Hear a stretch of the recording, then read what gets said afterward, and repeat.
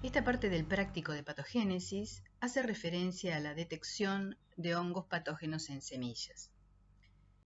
Podemos decir que el éxito de un cultivo depende, entre otras cosas, de sembrar semillas de buena calidad, y hay varios atributos relacionados con estos, que son pureza varietal, vigor, poder germinativo y especialmente el estado sanitario.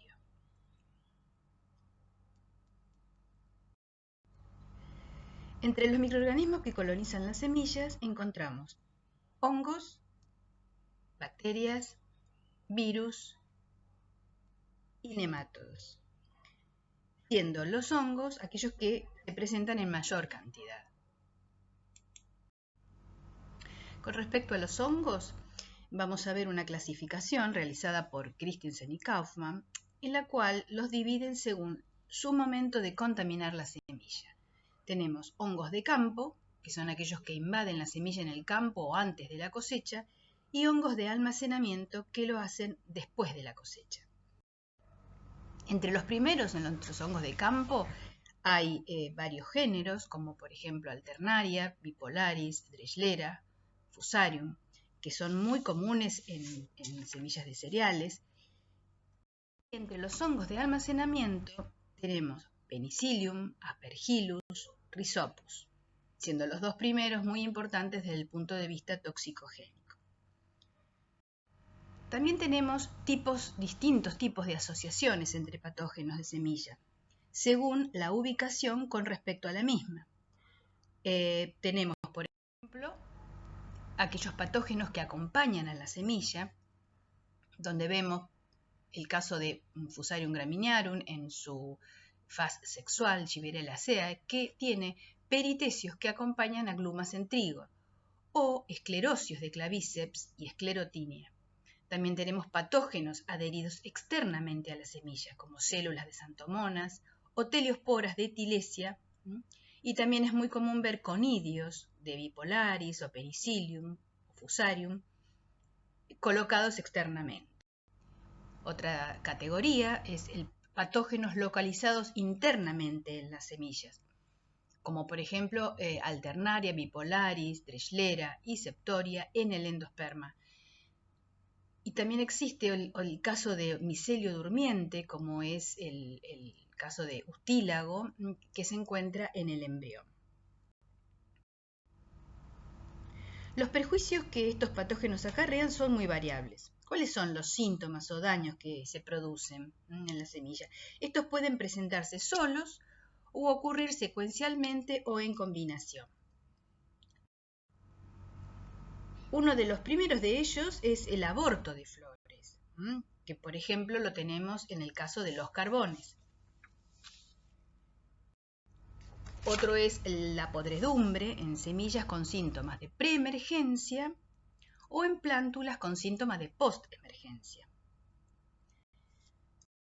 Formación de granos chuzos, que son aquellos que tienen aspecto arrugado, de bajo peso hectolítrico, como el caso de lo que produce Fusarium graminearum, que es el causante de la fusariosis del trigo o golpe blanco.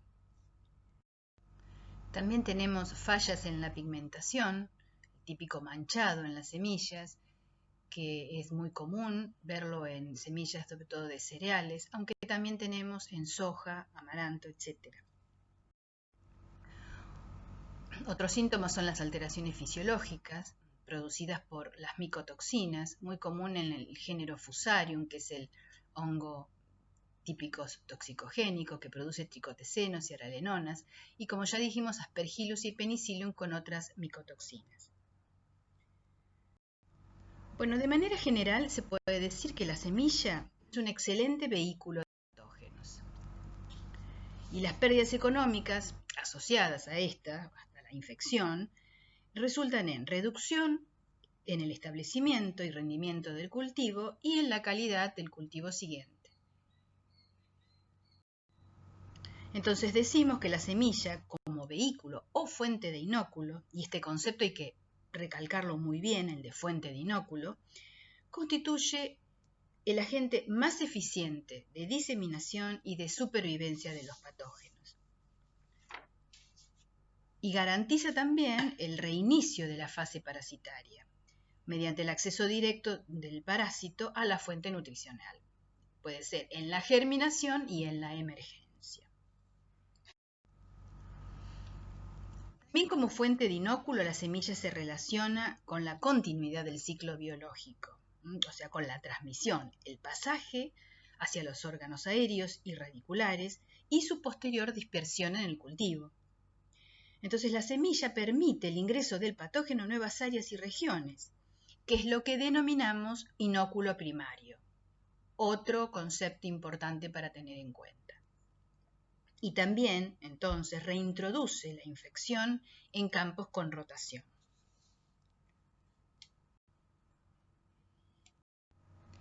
Ahora vamos a ver algunos ejemplos o casos donde la semilla es una importante fuente de inóculo.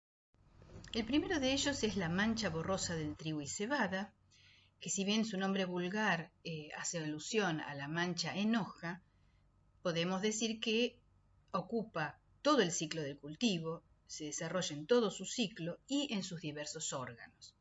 El hongo que lo produce es Bipolaris oroquiniana.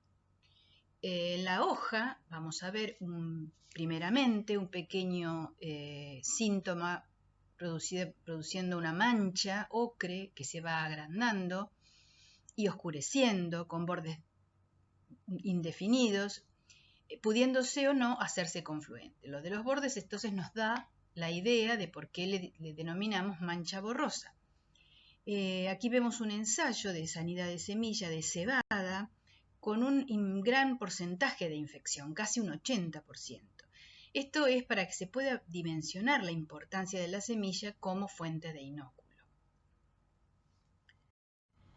Es el ciclo o el circuito que sigue el patógeno desde la semilla hasta la aparición de los síntomas necróticos, tanto en la parte aérea como en la radicular. Arriba a la izquierda vemos un ensayo de sanidad de semillas, donde vemos semillas infectadas con bipolaris y hay un detalle del grano donde ocupa toda esa masa negra, son conidios del patógeno. Esos mismos conidios son los que se ven a la derecha, que son los que van a producir la primera infección y se va a traducir en una necrosis, tanto en la raíz como en la parte aérea. Desde el punto de vista de la epidemiología, las principales fuentes entonces son las semillas infectadas y también el rastrojo. En este caso también tenemos conidios libres en reposo en el suelo que sirven como inóculo. El viento puede transportar estos conidios, pero a cortas distancias, porque las esporas son grandes y pesadas. El otro ejemplo que tenemos muy similar al de la mancha borrosa es el de la mancha en red de la cebada, producida por el hongo Dreschlera teres. En este caso, los síntomas se ven en la lámina, es una enfermedad muy típica de cebada, es destructiva, y comienzan con unas manchas alargadas de color castaño oscuro, al principio oblongas y aisladas, que se van alargando y que después son atravesadas por estrías transversales u oblicuas que le dan el aspecto reticulado o de red, que es el que le da el nombre a la enfermedad. En este caso también el ciclo comienza con la semilla, que vemos arriba a la izquierda, en otro ensayo de análisis de sanidad, y los conidios, que son los que vemos a la derecha, son los que van a producir la infección, principalmente en la hoja, aunque también puede trasladarse a la raíz. Acá vemos un ensayo de transmisión en invernáculos, en spitlings, que son bandejas con celdillas en los que va una semilla en cada celdilla, para ver el porcentaje de transmisión de la semilla a la hoja, que es lo que vemos en la foto del medio con el síntoma en la primera hojita. En cuanto a la epidemiología, también similar al de la mancha borrosa, las principales fuentes de inóculos son las semillas infectadas y el rastrojo. El viento puede transportar los conidios, como en el otro caso, a cortas distancias, porque de forma similar son grandes y pesados. Con respecto ya al análisis de semillas, debemos decir que estos análisis se rigen por ciertas normas. Estas normas fueron establecidas por la Asociación Internacional para Test de Semillas, cuya sigla ISTA se refiere al nombre en inglés. Esta asociación establece protocolos para desarrollar en el laboratorio. En el mismo se preparan diversas sustancias o desinfectantes para comenzar a trabajar, como por ejemplo alcohol al 70%, hipoclorito de sodio, etc. Estos elementos son los que luego vamos a usar para desarrollar los diferentes ensayos. ¿Qué establece la asociación como métodos principales? Entre ellos hay dos, que son los más comúnmente utilizados, que son los del papel de filtro o blotter test y los en medios agarizados. Con respecto al primero, al blotter test, podemos decir que se pueden realizar en placas de Petri o cajas de Petri conteniendo 3 discos de papel de filtro humedecidos con agua o en bandejas. Acá también utilizamos papel de filtro estándar y se le coloca también una capa de algodón para mantener la humedad de las semillas. Acá tenemos un ejemplo de cómo desarrollan semillas de trigo en cajas de Petri con papel de filtro.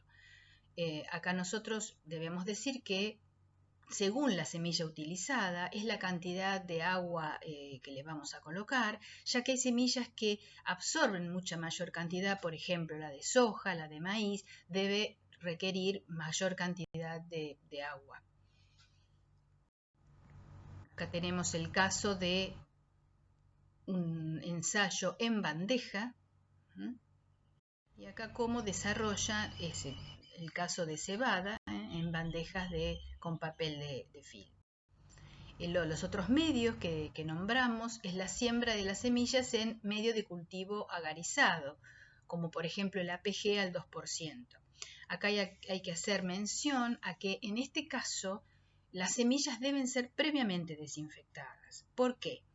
Porque evidentemente el sustrato, que es el medio de cultivo, es más enriquecido que el papel de filtro que solo tiene agua.